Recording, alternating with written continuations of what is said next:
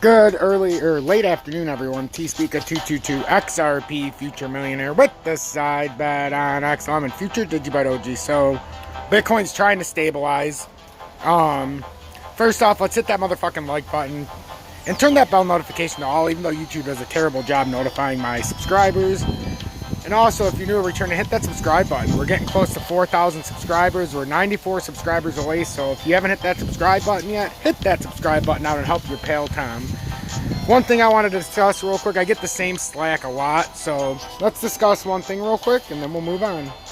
So with XRP, I get a lot of hate right now. And I seen a few people in the comments, which I love the people in the comments because you guys give me something to look at and some content to produce, and you help me do what I do. So a lot of the hate or a lot of the things that you guys think is going to get to me is kind of funny, because when XRP was between $1.26 and making that run up to $1.41, I had put out a couple that said catastrophic collapse or drop or crash, and it's too late. It's already too late. And XRP, and this is what, just because Bitcoin went to all-time highs, that has nothing to do with what XRP is doing right now, or XLM. XRP proceeded to drop from when I was saying that, down over 40% roughly. And now, even with its recovery, let's not act like XRP is still not down 22, 23%. 22% roughly. So when I put those out, the point of that wasn't so you wouldn't buy it back. But now, instead of holding a bag at $1.30, $1.40, you were able to buy it at 85 cents when it went down there for that moment, or 90 cents. You're in a heck of a lot better position than now.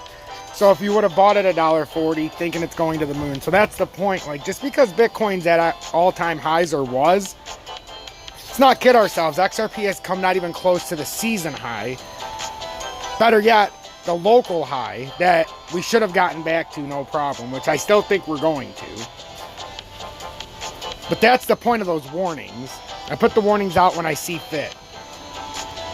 So right now, I say I don't feel a crash warning. I already warned everybody that this was going to happen 2 days ago when we got up to the, or yesterday when we got up to the top. I told everybody to brace. And I said if we didn't hold 63,000 at 63.8 or 64.8, we came down. I said we were going to have to come down farther, and we had 62.9. We came way farther than that. But we pulled back up quickly to the 62.9, that's 62.991, and we're using this as the support resistance. The problem right now is we're using it as a resistance, and this could be nothing more than a bearish continuation pattern to the downside. I don't know. It kind of looks like it to me, so that's what scares me.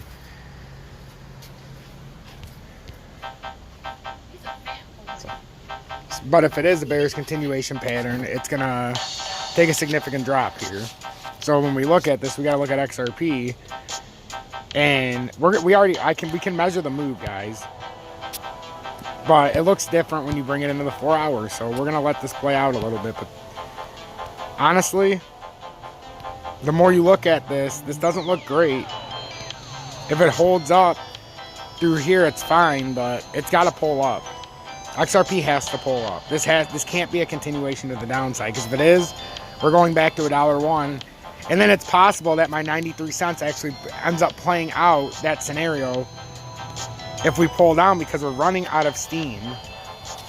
And this pull up was nothing short of not very good. So now the stuff is starting to consolidate back down, and it's not looking great.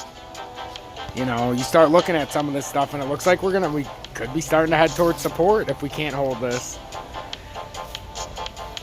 And I really feel like we have an inverted head and shoulders going on, but what if we have to come down to 4 or 5 again for DGB even? And we're about to have a sudden drop, because now they're all starting to line up to these sudden drop points again. If you look at it, it almost makes too much sense for it to do this now. So you got to have a stop loss somewhere where you feel comfortable, and then when you see an opportunity, you pounce. But right now, we got to see what happens here. But to me, it's not looking great. It really isn't. We're not getting any kind of bounce on Bitcoin. But if you want to look for good news, look at all those wick pull-ups in the 1 hour. Every time it tries to drop down, it's steadily rising back up. The problem is I would like it to be on the top side of 62,991. That is my problem right now with Bitcoin. And every time it gets up there, it gets rejected. So the importance of knowing the lines is for situations like this. We knew the drop point. Now I'm going to show you something before I leave, and this could be the biggest issue we have right now. And I'm not going to go out and draw the whole pennant out. Whoops. But if this were to drop from right here and drop, we're talking about under 60,000. But if this breaks back to the upside, we're coming back to retest close to all-time highs. So these are the differences within this pattern right now. So I mean, you say what you will with it because it's Bitcoin, but you're either looking at down to 59,000 in this area, or you're looking up. You know, it's the exact same move, either up or down. We're either coming down, not 58. It was like 59.7 area. So you're either coming down to there, or you're going up to there, guys. Like, that's the thing.